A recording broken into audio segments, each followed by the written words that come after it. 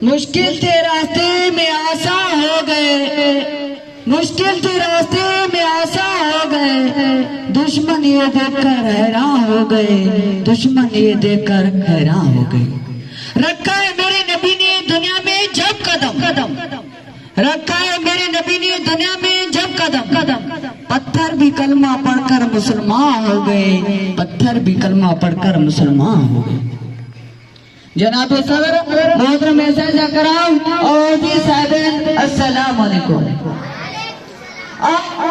جس موضوع پر لفظ گشائی کرنے کا موقع ملا ہے، آقائی دو جہان نبی کریم صلی اللہ علیہ وسلم کی سیرت۔ جناب صدر اس کے نام میں سرور منیر کا مسا دوبارہ راہ سے طلوع اور پوری کائنات پر۔ آپ صلی اللہ علیہ وسلم وہ عظیم ترین شخصیت ہے جس کے نظیر اول اب تک ممکن ہے۔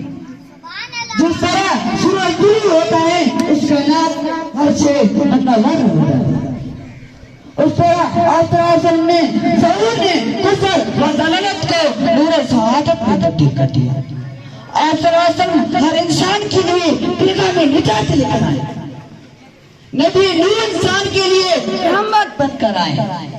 میرا نبی تو نبی ہے کہ تمام انبیاء نے ان کی امتی ان کی باشی دی، جن کے آنے سے روشن ہوئے دو جہاں، جن کے آنے سے روشن ہوئے دو جہاں، ان کی قدموں کے برکت پہ لاکھوں سلام، ان کی قدموں کے برکت پہ لاکھوں سلام۔